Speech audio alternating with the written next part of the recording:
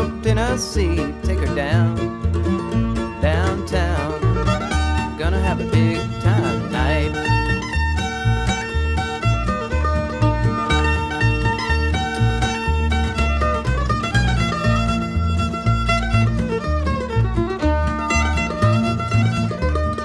Ohio River rolling on and on. Sit down on your banks and I write a river song underneath that moonlight. Gonna have a big time tonight.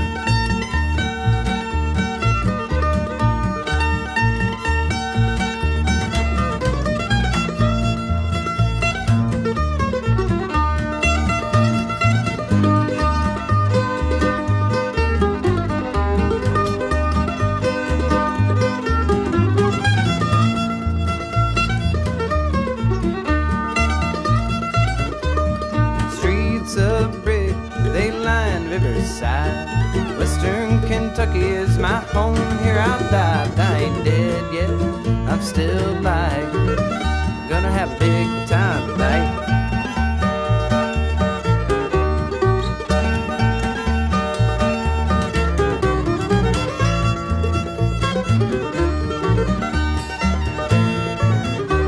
When God made the earth, he had a master plan.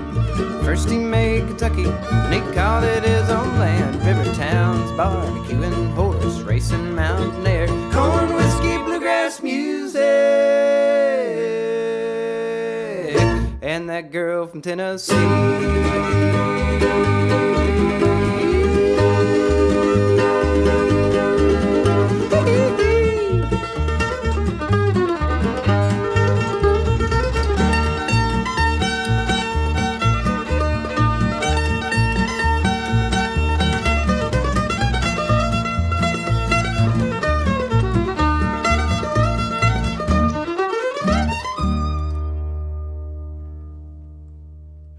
I want to thank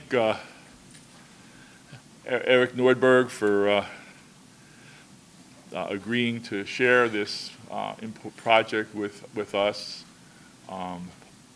I've known Erik for a long time. He's an old friend, and we suddenly now find ourselves in the same part of the world for the first time in many years.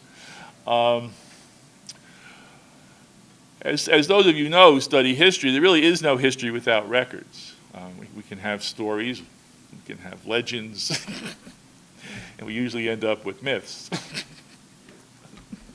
We need to have reliable records, and records are fragile, and they can easily be lost or damaged. And so a survey of this magnitude for 21 counties in West Tennessee to go out and find out where the records are, what kind of condition they're in, how they're being housed, and develop a database that can be useful for researchers, but also for down the road for projects to do digitization, which is a place. I did it when I was the director of the Clark Historical Library at Central Michigan.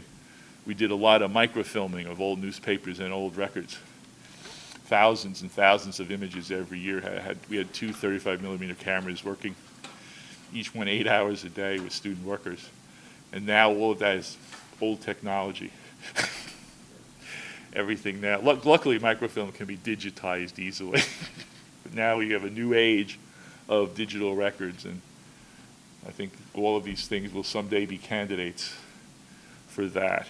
It's also always good for me to see younger people involved. And of course, everyone's younger than me these days. But to see the young people, so the next generation of historians, or people interested in history who care about history, getting involved and doing something that's really valuable, something that's original, gets them out in the field to meet. I'm sure you met some interesting people in the course of the project, and looking forward to hearing about it. We would ask if you are interested in getting more information about our group, that you sign in on the table there. We also have our other programs for the rest of the year. We have a workshop on Irish genealogy done by a group from Ulster in a couple of weeks. And there's some other information on how to contact us. You're welcome to take a planner. Our distribution plan for the planners didn't work out very well, so we have lots of extras. And it's getting to be kind of late in the year, but if you still need a 2023 planner and a pen, help yourself. So without further ado, I'm going to introduce a man who needs no introduction since this is his building, Erik Nordberg, the Dean of Paul Meek Library. Erik.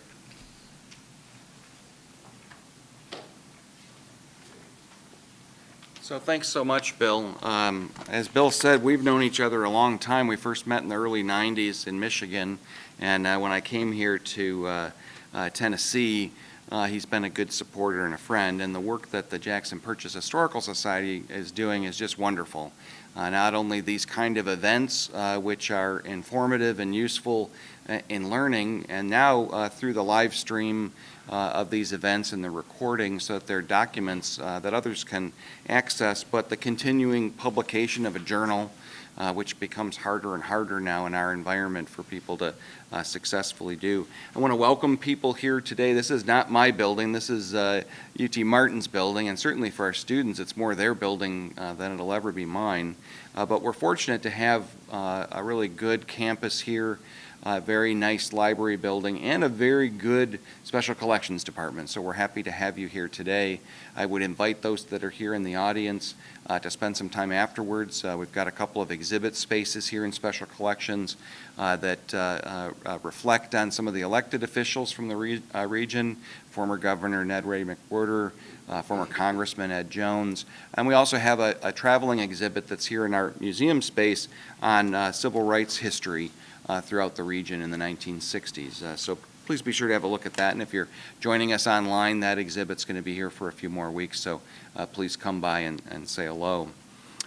You're getting good bang for your buck today. We have 6 speakers throughout our presentation. We didn't want you to feel as if you were coming and not getting your money's worth. Oh, wait, it's free today. I'm going to walk through some slides, and then we'll turn things over to others that are speaking today. I'm going to give a quick overview about the planning of this project and the grant funding that we got. Sam Richardson, who's our Archivist and Museum Curator, is going to walk through some of the project components. He was the principal investigator on this. And then we have 4 of our 5 students that worked with us last summer and throughout the year that are going to talk a little more specifically about the things that they did and some of the places that they visited. Just as a background for this project, when I arrived here, I didn't know a lot about Tennessee and certainly not about West Tennessee. And so it was interesting for me as a former archivist to kind of look at this region and try to figure out, okay, how do I learn about the history of this area? And of course, as an archivist, I was real interested to see where records are held and how people do research in this area. So we decided that we were going to look at a project to focus on historical records. And when we say that, I think we tend to focus on things that people can use to conduct various types of research. That might be a historian who's looking seriously at some aspect of regional history, agriculture, Civil War, settlement, maybe legal history that need access to records, but also an increasingly strong use of historical records in genealogy and family history. It also occurred to us that access and discovery of those records was important. So a little bit of background for us then, because we're at the University of Tennessee in Martin, we're interested in obviously this little spot where our main campus is, but we also have a mission as a university to provide access to education and learning across the West Grand Division. So that's the area between Tennessee River and the Mississippi River here in the state of Tennessee, or as we like to call it, river to river, covering that entire area, which is really 21 different counties in this part of the state. The university also has a presence elsewhere on this. We have 5 different regional centers that operate in West Tennessee. Gives us a little anchor in different communities. And if you haven't heard yet, this big blue oval is going to appear soon. The Ford Motor Company has announced a major construction project to build a brand new assembly plant, and they're partnering with a North Korean battery manufacturer to build a battery plant. So this area is really the breadth of what we do as a university. And so not surprisingly, as Sam and I talked about it, we wondered, gee, what could we do to do some work in this region? We decided that a survey would be a good start. You know, a lot of people want to jump into digitization projects or grant projects that might preserve materials. And we thought, well, before we do any of that, we have to kind of figure out where stuff is. And so a baseline survey was going to be what we wanted to work with. It would also be a good opportunity for us to network with other agencies that are doing this work to understand what we might do collaboratively together. And so we decided that we needed money. So we went to the National Endowment for Humanities, which provides a lot of different funding for all sorts of different arts and culture projects. They also do support libraries and archives and museums in the work that they do. And your federal tax dollars have been at work here on this project, so thank you for those that are still paying taxes. We appreciate that. Part of what happened during the pandemic, as you may recall, is that a great deal of money was put out in COVID relief funds for various things, some of it to save lives in hospitals and various places. But there was also money that went to agencies like the National Endowment for the Humanities to try to support organizations that were struggling during the pandemic, some of the museums that were closed because they couldn't allow people into their structures. And so we had a look at one of the many projects that they had, the American Rescue Plan, and we discovered that there were elements of this that were worried about agencies that were, as they said, adversely impacted by the pandemic. And as we had been talking to some agencies in the region, we realized that some of these were museums and libraries and archives that were struggling a bit because they didn't have their normal operations. So we applied for a grant. We suggested that we would do a survey of the places that held records, and also that we'd try to figure out, gee, if any of them had closed or were in danger of closing, so that we could be sure that other agencies might be able to come in and help them through that period. And lo and behold, we received a $126,000 grant, which is not a lot of money in the big scheme, but it was more than enough money for us to undertake a number of different things that we'll talk about as we go along here. Just as a piece of the element of what we were looking at, our project was focused on a rural area that's often overlooked, but we felt was significant. Yes, this is a rural part, an agricultural part of the United States, but really you don't have to go far to discover deep roots of history in this area: agriculture, transportation, Native American history. We have a very strong clay mining history in this region, as well as all the things you would normally expect of small towns, regions, larger cities in a place like this. We also realized that a lot of the agencies that were holding records had minimal budgets. Many of them are operating on volunteer staff, and that many are in historic buildings that are aging and have their own challenges for just preservation of the building themselves. So what we decided to do in our project was that we were going to try to accomplish 4 things. We were going to do the survey, and the survey involved, as we'll hear shortly, both some advanced work, but then literally some field work to go and visit places.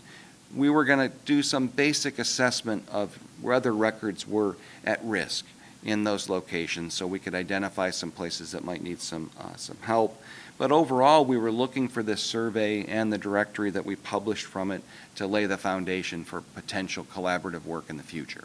So that's kind of the overview that's there. I'm going to turn things over to Sam. He's going to talk a bit about the activities that we have. But basically, the money that we had paid for personnel costs, our temporary employees, students that we had. We had a project team. Marv Downing's here, provided some input to our project as we went along, as well as Dr. Catherine Carls in the UT Martin History Department. We had supplies that we provided at a couple of little workshops. And then the directory itself will do a limited print run. And we also then were able, with a little bit of spare money, we're going to have a convening on April 15th down in Jackson, Tennessee.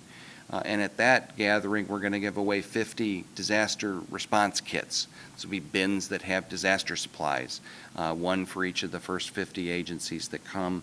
We were also able to capture what they call indirect costs that help to kind of cover our expenses just internally, computers, electricity, that kind of thing. So with that, I'm going to turn things over to Sam. He's going to talk a little bit about the project activities, and I'll let him up, Sam Richardson.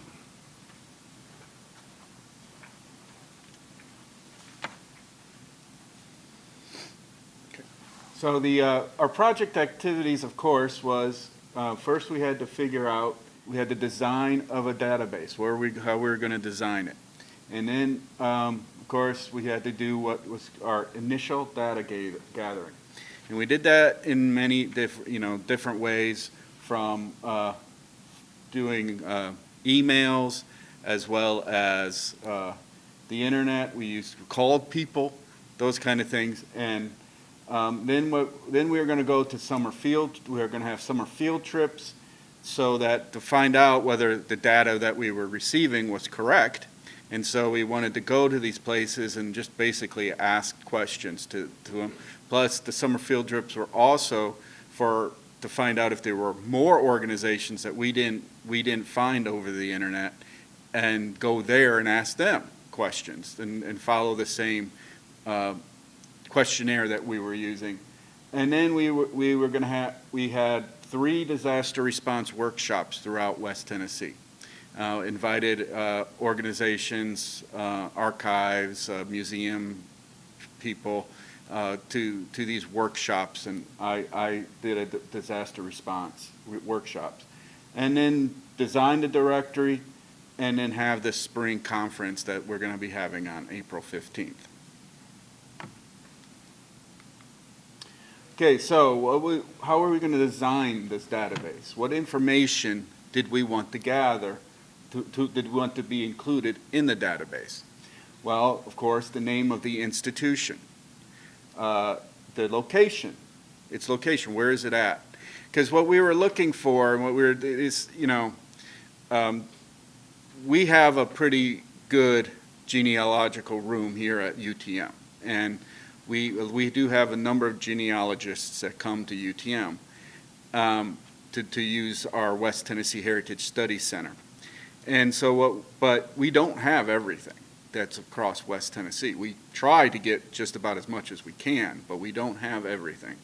And so when you get a genealogist looking for something, where are they going to go? What areas, where can they find these places that have these records, that have these documents that they need? And so we decided, and plus it would help me when I do go out to try to find items to put in our West Tennessee Heritage Study Center, that I know who to contact and because you have genealogists creating all kinds of documents and books and things about doing genealogy in West Tennessee, and we try to purchase them and try to get them here at UTM.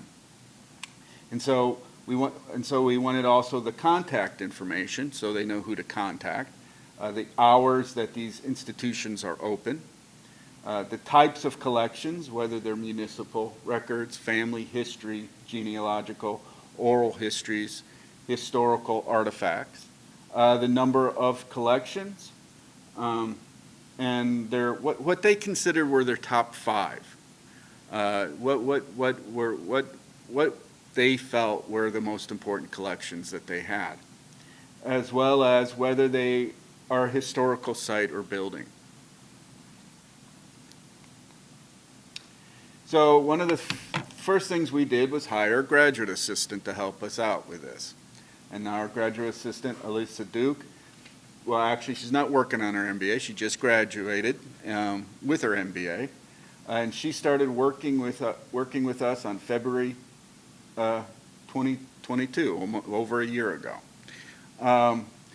What she was tasked to do was locate the institutions throughout West Tennessee that may hold historical and genealogical data. So she used the internet, just searched the internet for these institutions, as well as we talked to people. If we found, got in touch, we asked more people about what these institutions are.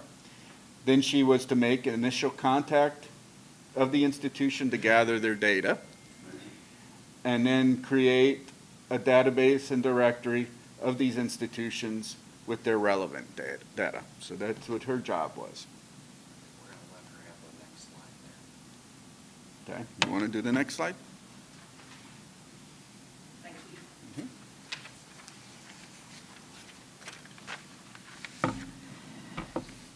The data that I had gathered of institutions, they are libraries, historical societies, museums, and churches. I have contacted these people. I started out with the Southern Baptist Convention, and there were over 600 churches in Western Tennessee as I put them down, and I was later instructed to narrow down to just the headquarters of each denomination, except the Church of Christ, which they operate independently and autonomous. I have made contacts with the headquarters, including Southern Baptist Archives in Nashville and Cumberland Presbyterian Archives in Cordova. They have not responded. And even individual churches, most have not responded.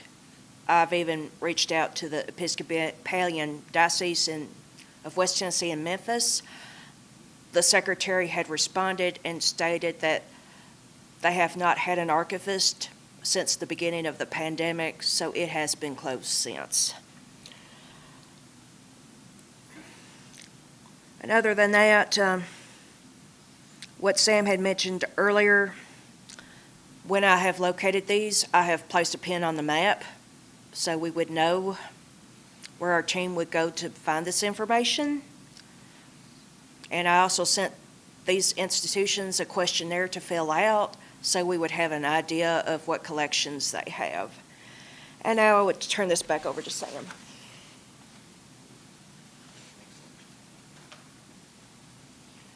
So what type of institutions were we trying to include in the database? Well, historical, is there any type of institution that may hold historical genealogical records or manuscripts? That can include, of course, the churches, museums, libraries, courthouses, historical societies.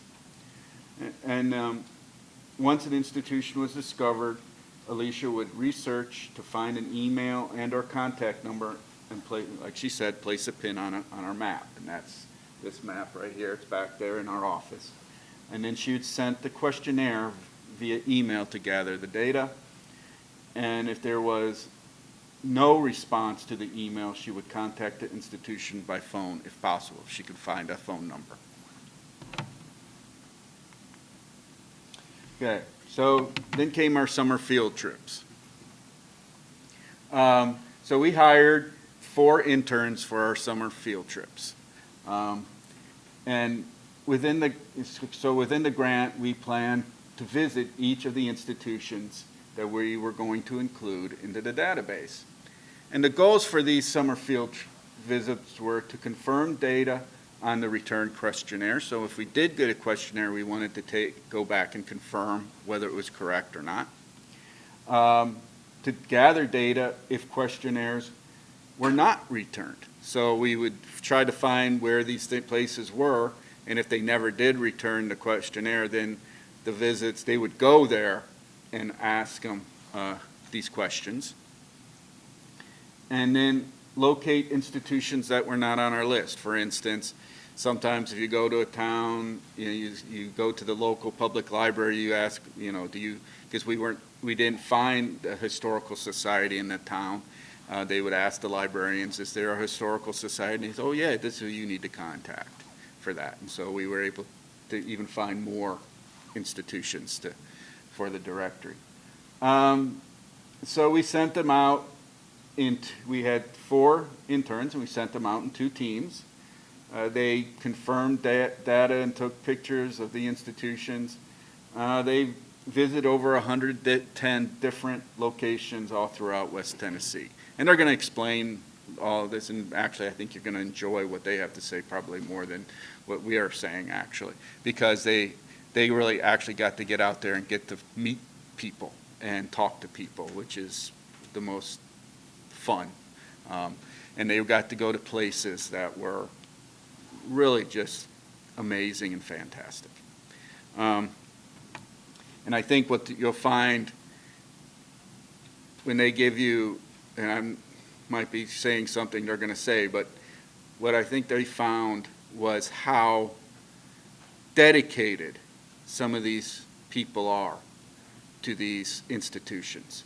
Volunteers that work a lot, work days a week to keep these institutions going. And when they went in and actually started asking them about it, how excited they got that actually there were people who were interested. And not just, old people, these young people coming in and being interested in what they had. And they, them showing them around and talking to them about their collections, as well as museums and that they just love to show them, talk to them about what they had and their history of those organizations. And then, of course, we had our disaster response workshops. If you remember, there was like 3 major natural disasters that happened in this area over the last 2 or 3 years. From the tornadoes that hit Dresden and Mayfield, and the floods that occurred, and we had 3 natural disasters within this area, and the effects of COVID as well as the effects of COVID, archives and cultural institutions, and so we thought, what would be a good part about this program was to have disaster response workshops throughout West Tennessee. And so we did 3 disaster response workshops, one in Somerville, one in Parsons, and then one up here. And that went all, went to the West Tennessee, West Southwest Tennessee, East Southwest Tennessee, and then of course up here at Northwest Tennessee. And so that covered the topics in the, disaster topics like, building a disaster, writing up a disaster plan, what you should have in case of disaster, and I showed what goes into one of those disaster tubs. We have one, and I showed them what they should have in case of a disaster. And so what is the directory? Well, when finished, we'll have at least 111 entries. I think we actually have more since this has been put up, of historical cultural institutions throughout West Tennessee. It will be organized by county and type of institution, and it will come in 2 forms: a database that will reside on the Paul Meek Library Special Collections Archives webpage, as well as a paper directory that we plan to give to public libraries and historical institutions that reside in West Tennessee. And these are our interns. This is Elijah Davidson. You guys want to stand up? Grant Bivens. Rio, you don't only see her eyes, so when she stands up, you can actually see what she looks like. That's Rio Krosno. And Dan McDonough, who is not here at this time. And they're going to be coming up, and whoever wants to come first can come up. So earlier, Mr. Sam kind of maybe shot down the whole thing I was going to speak about, which is dedication and the fields that we went to. But, after COVID wrecked most of West Tennessee, especially the archives, historical societies, and libraries, we saw, firsthand the struggles that these places had, even if they were funded, through county, state, anything like that. But also the people that were unpaid, volunteers, people that didn't have the funds, and didn't have the help that some of the other places that were privileged that did have those things. And one of the best examples that I remember is in Bolivar and Hardeman County. The archives here, which is in this old building, the basement is flooded. Half of the building gets condemned, basically. But there was a little old lady, she probably came up to here to me, Miss Sandra Kelly, and she was really dedicated to keeping this thing open, to keep the archives of the county and of the region, basically, because there was nobody else that, was taking charge of it. And Miss Kelly definitely exemplifies dedication and diligence to keeping the history of West Tennessee alive, and it's people, I'm sure all of you know the dedication that it takes. You might not have the help or the funds, but you're dedicated to it, and that's what keeps it alive. Another place that we had that I wanted to talk about was the Gordon Browning Museum. I think Dan was going to speak about that. I'm not sure if there's a picture on here. I don't know if I want to fool with this. Okay. Okay, you want me to come back, or? Okay. All I wanted to say basically was the dedication that all of you have, I'm sure, and the places that we went to have. It's what keeps the history of West Tennessee alive. Because being from here, we don't think, especially younger people like us, we don't think there's much going on. But, if you go back and look at what happened and what continues to happen, we can learn from our past to make our history, our future better. That's all I got.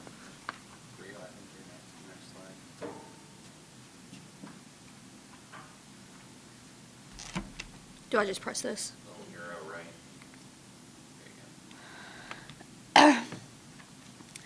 So today I'm going to talk about Palmersville Historical Society. Me and Grant went to go visit Miss June Kemp, and it was really, really hot outside. So Palmersville is really small, almost non-existent, and it felt like we were in the woods when we pulled up there. And we had to make an appointment because it is run by Miss June Kemp, and I'm pretty sure she does most everything there by herself, so she has to divide her time. They had some really interesting items there. Some really significant ones that we saw was an original schoolhouse that they saved from being torn down.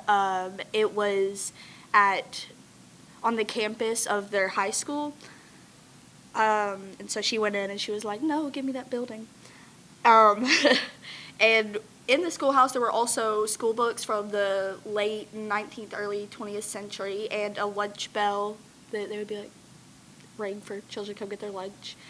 They also had another building on the site. It was the Palmersville Telephone Company from 1935. Inside of it was the original switchboard, and it was really interesting because half of it was done up like living quarters, and then the other half was obviously the telephone company, and I just thought that was really interesting.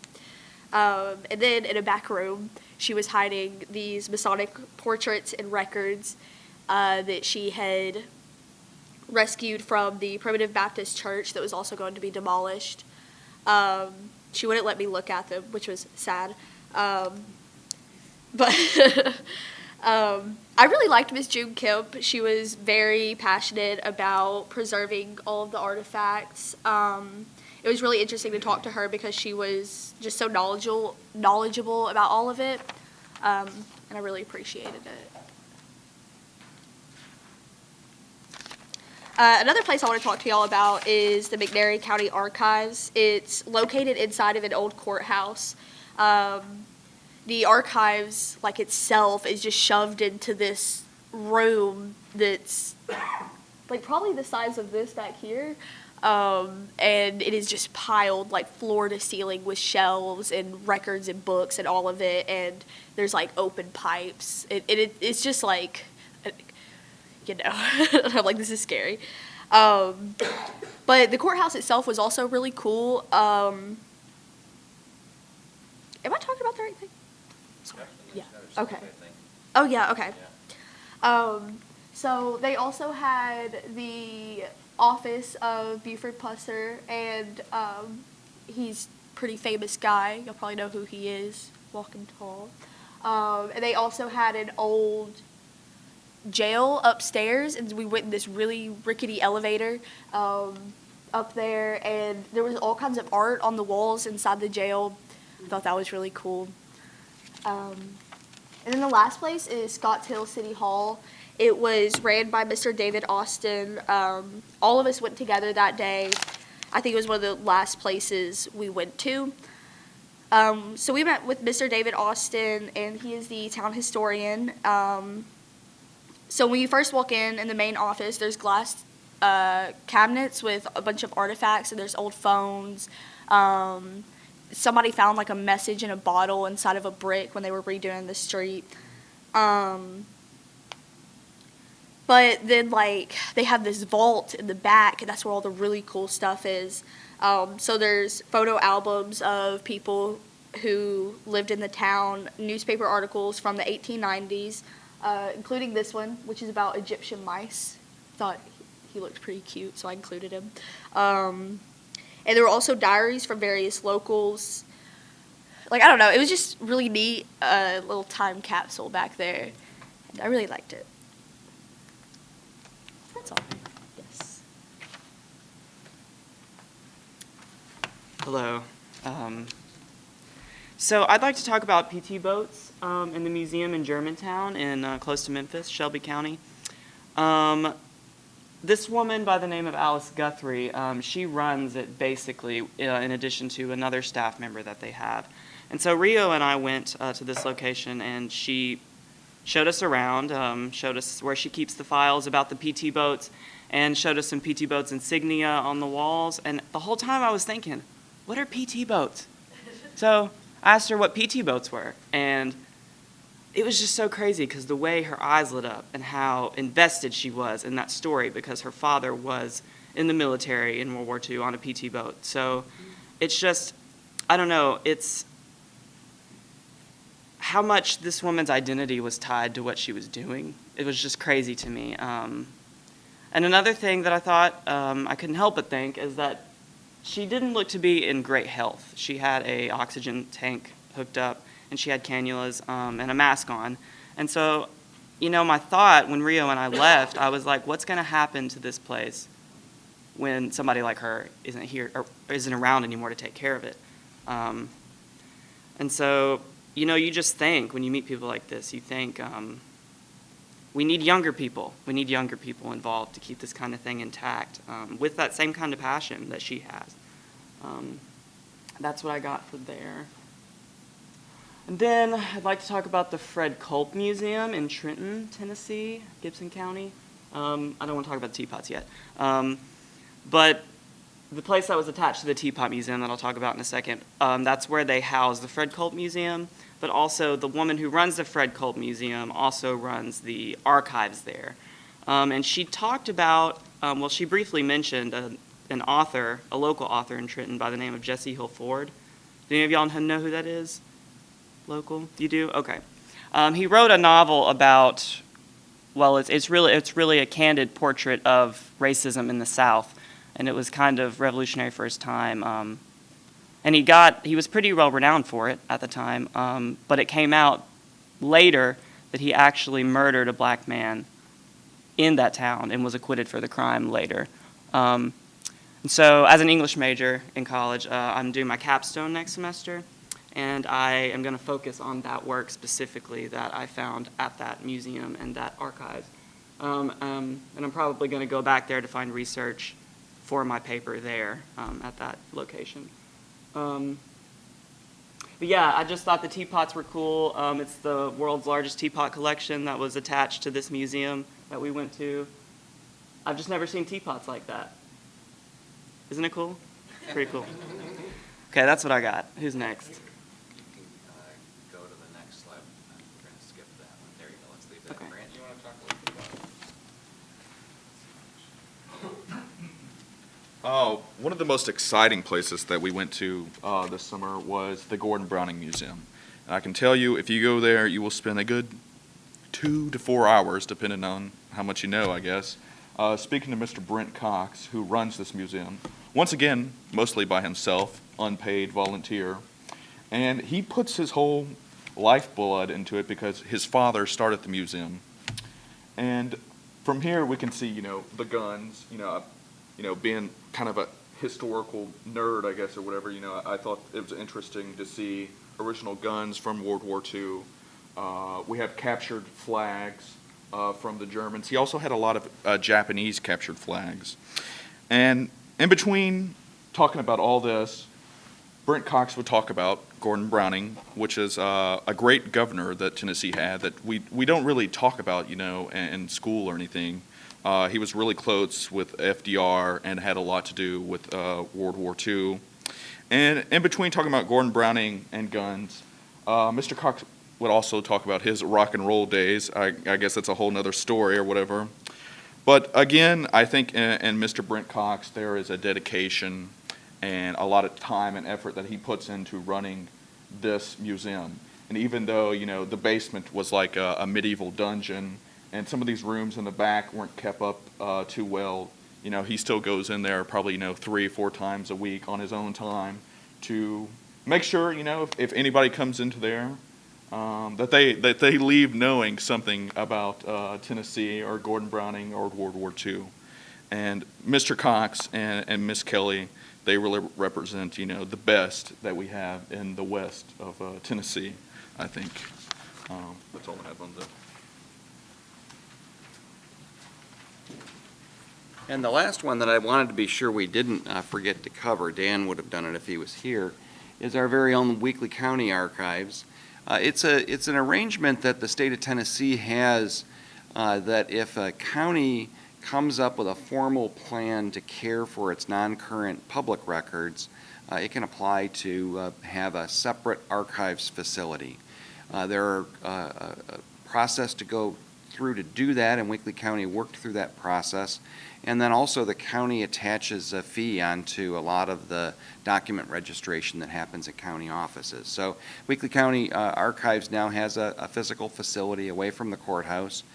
Departments can arrange to transfer non-current records from their offices out to that facility. And with the money that they've captured, they have available to them enough funds to pay a part-time archivist. Denise Bone is on the left there.